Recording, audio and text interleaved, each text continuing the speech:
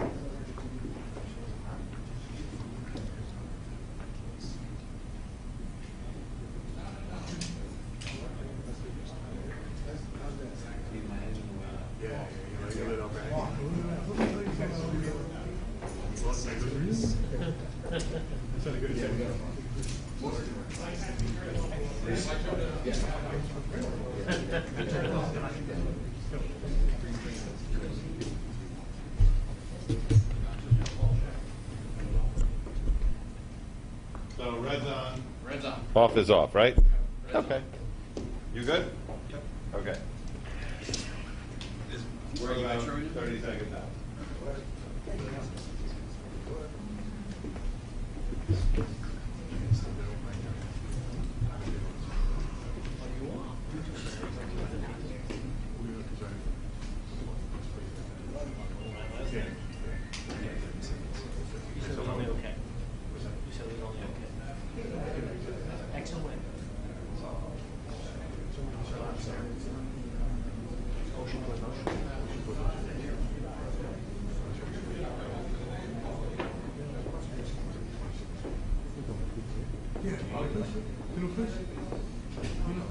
Yeah, just open up.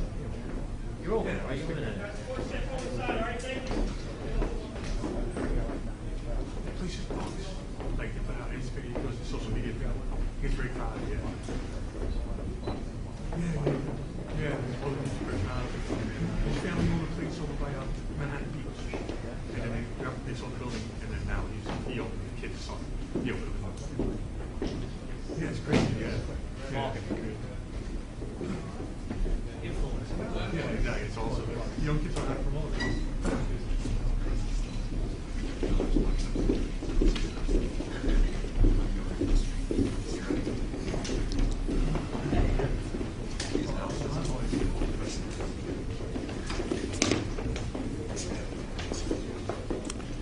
Good afternoon. I'm John Miller, Deputy Commissioner for Intelligence and Counterterrorism of the New York City Police Department. With me, Police Commissioner Keishant Sewell, Chief of Detectives James Essig, Breon Peace, the United States Attorney for the Eastern District of New York, Mike Driscoll, the Assistant Director in charge of the FBI's New York office, John DeVito, Special Agent in charge, ATF. These are the partners who have been working with us from the first moment of this incident, and we have important information to transmit today. First, we'd like to go to the mayor, live from Gracie Mansion.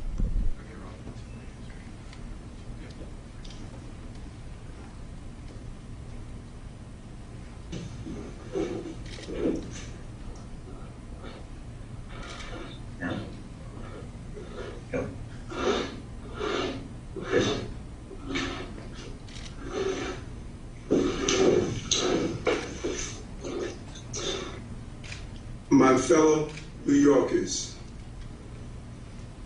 we got him. We got him. I cannot thank the men and women of the New York City Police Department enough, as well as our federal agents, our state police, our first responders, from the 9/11 operators to the various men and women from our medical professions. We got him and said to New Yorkers, We're going to protect the people of this city and apprehend those who believe they can bring terror to everyday New Yorkers. And I want to thank everyday New Yorkers who called in tips, who responded, who helped those passengers who were injured. 33 shots, but less than 30 hours later, we're able to say, we got him.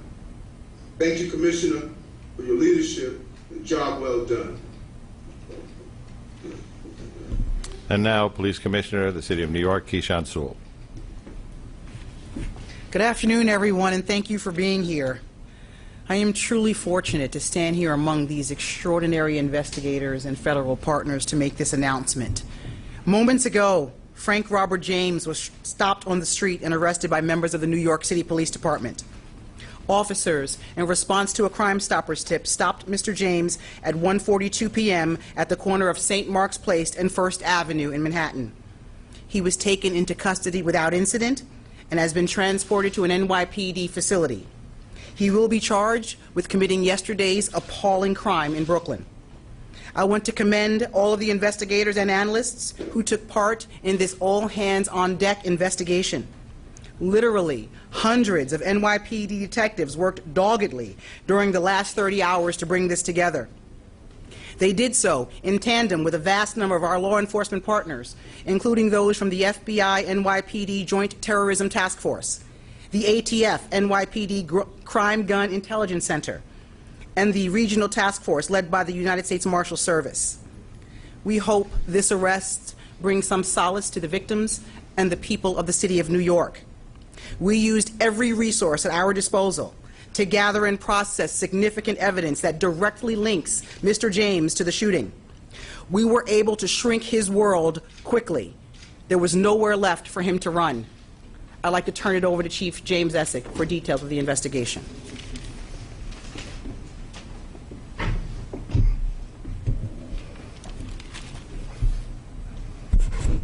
Good afternoon, everybody. I'd like to update the public on yesterday's incident on the subway in Brooklyn on a Manhattan-bound N train. Through the course of this investigation, we developed additional information and evidence. Mr. Frank James, our person of interest, now became a wanted individual for yesterday's horrific incident. Mr. James is a male, 62 years old. He is known to us and has ties in Wisconsin, Ohio, Pennsylvania, New Jersey, and New York City. His arrest history in New York is 9 prior arrests, dating from 1992 to 1998. Those include possession of burglary tools 4 times, criminal sex act, theft of service 2 times. He was arrested on a New Jersey warrant. He also has a criminal tampering. He has 3 arrests in New Jersey, in 1991, 1992, and 2007. They are for trespass, larceny, and disorderly conduct. So yesterday, we recovered video of him prior to the incident entering the Kings Highway subway station. He has the same black cart that he has later recovered on the crime scene. The pictures are to my right over here. This We'll make these available electronically after this. This station is 3 blocks from where we recovered the U-Haul truck that he rented in Philadelphia. The key to that truck was recovered at the crime scene. This jacket, the distinctive orange jacket, was also recovered, as well as his construction helmet he was wearing, and we recovered that in a garbage bin in transit. We believe, but this is still early in the investigation, that after firing his weapon 33 times at innocent New York City subway riders, Mr. James boarded an R train that had pulled into the station, went 1 stop up, and exited at 25th Street Station. We also have a picture of that. The gun used in this, a 9mm Glock, which was recovered at this crime scene, was purchased by Mr. James in 2011 in Ohio. We tracked Mr. James and his last known whereabouts was 7th Avenue and 9th Street in Park Slope, entering the subway. Minutes ago, thankfully, NYPD patrol officers from the 9th Precinct responded to St. Mark's and 1st Avenue, where they apprehended him without incident. This case was quickly solved using technology, video canvassing, and then getting that information out to the public. So I can't speak highly enough of the partners we had, the FBI, Mike Driscoll, ATF, John DeVito, U.S. District Attorney from Easton, Breon Peace, and the coordination within the Detective Bureau, Tommy Galati from Intel, our Transit Bureau, our Patrol Services Bureau.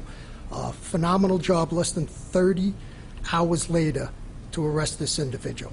So with that, I'd like to turn it over to Breon Peace.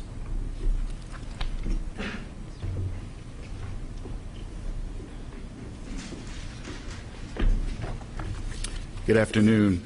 Thank you.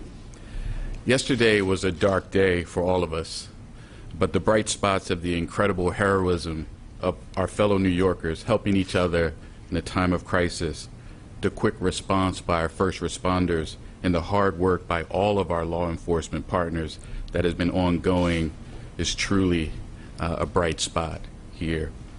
Today, Frank James has been charged by complaint in Brooklyn Federal Court with one count of violating 18 U.S.C. sections 1992 A7 and B1, which prohibits terrorist and other violent attacks against mass transportation systems.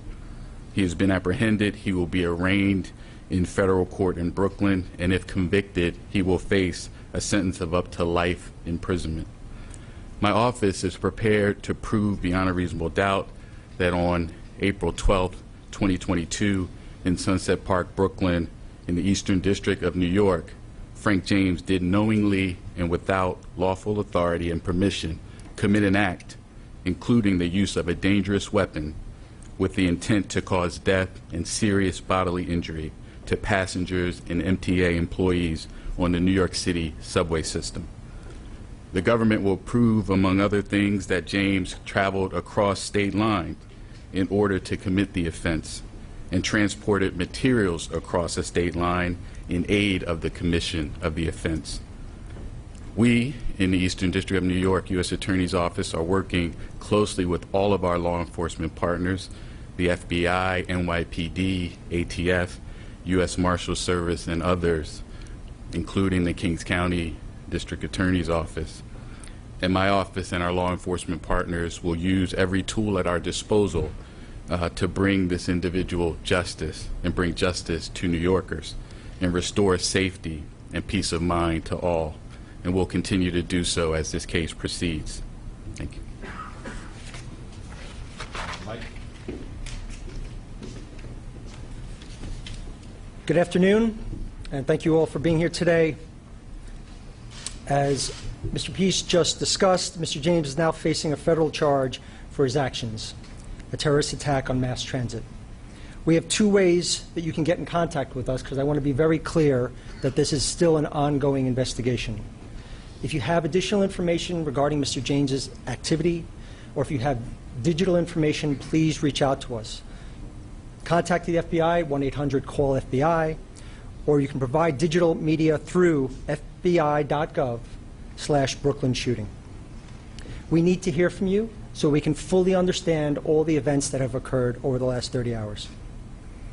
It's crucial that we receive the assistance of the public as we piece this case together.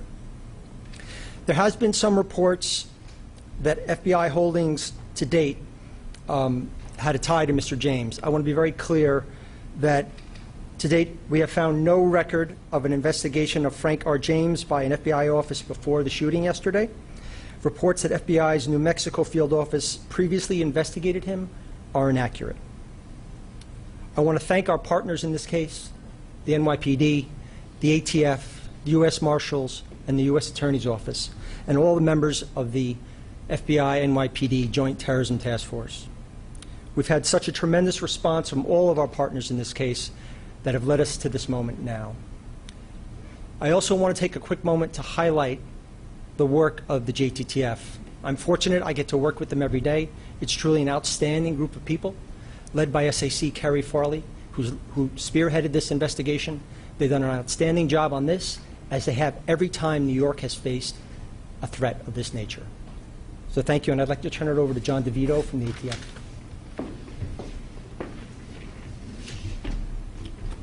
Good afternoon, everyone. Again, my name is John DeVito. I'm Special Agent in Charge for ATF here in New York State. One of the key points that A. Dick Driscoll pointed out was that we could not have done this without the public's help. First, let me say our thoughts and prayers and actions for the past 2 days have been with the victims as well as all New Yorkers.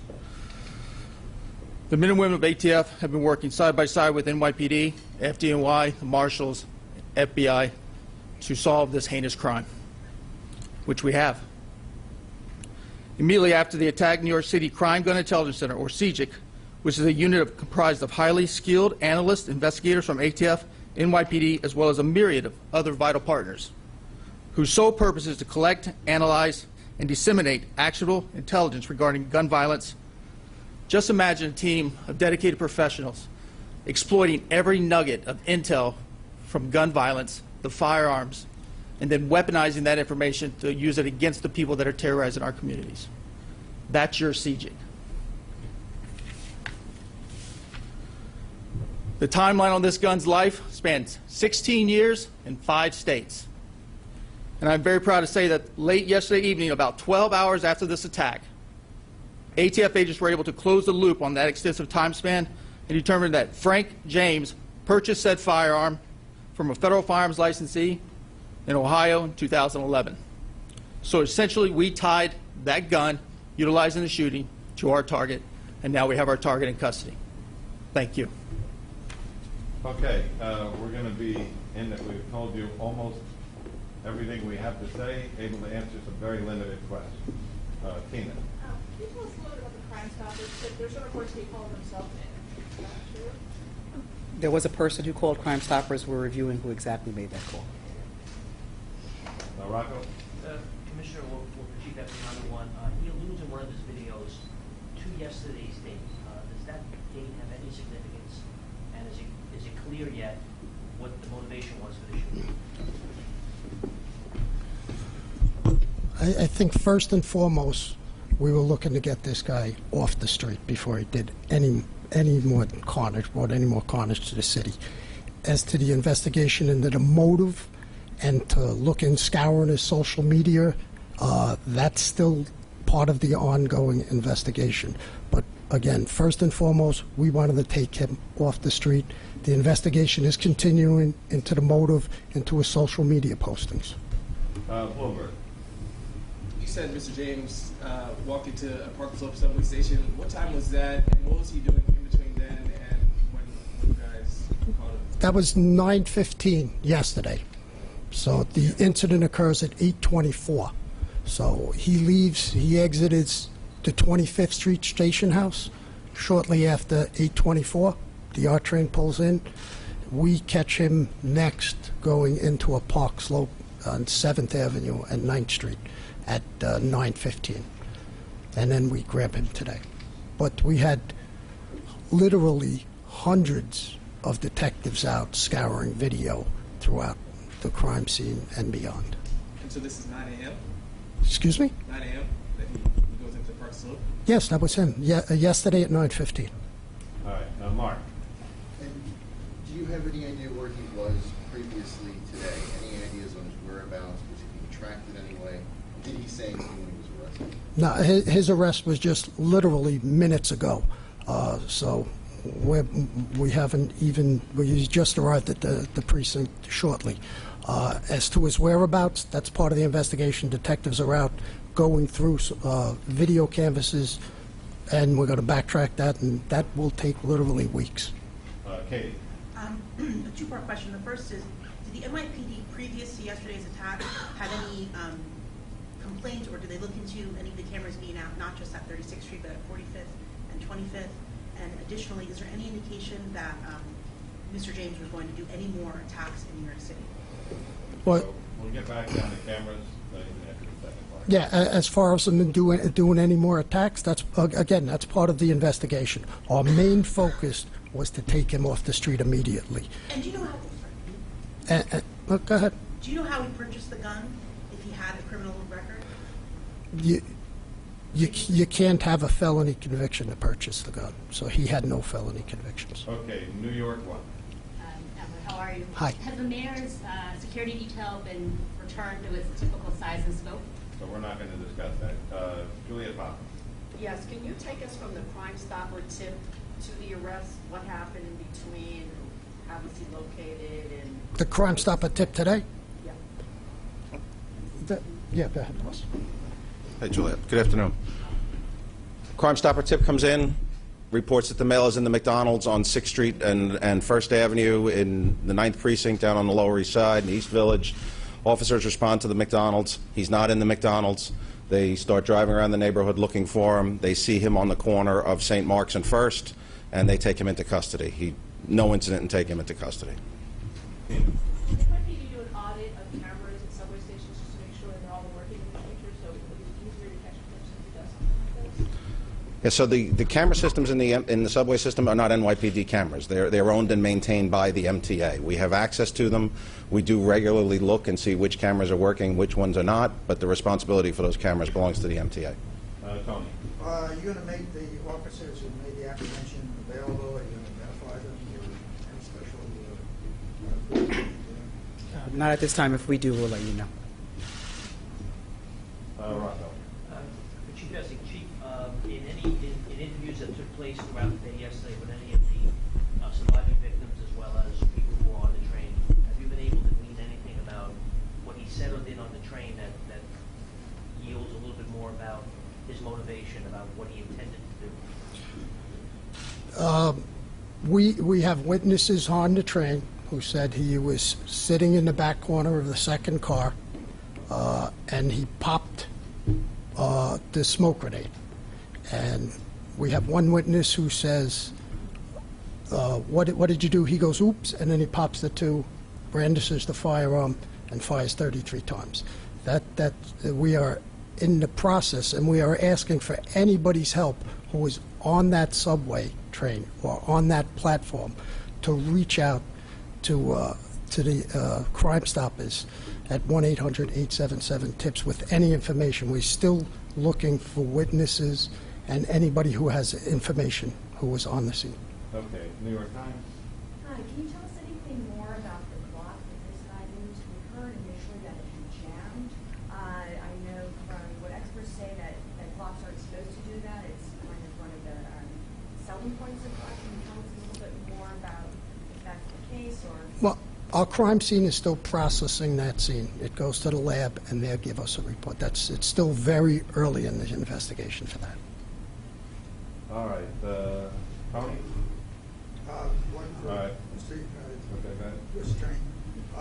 The statute is being held under, that requires no nexus to any foreign terrorism. This is, in its own, it's a discrete charge. That's correct. The statute is titled Terrorism and Other Violent Attacks in Mass Transportation. So if there's a federal interest, of course, in protecting mass transportation hubs and infrastructure, and so that's the jurisdiction. But we're not going to comment further, or we're still investigating the motive and things like that, so can't comment further. All right, last question to Juliet. Yes, who can talk about his contact with social services, or if he had any here in New York?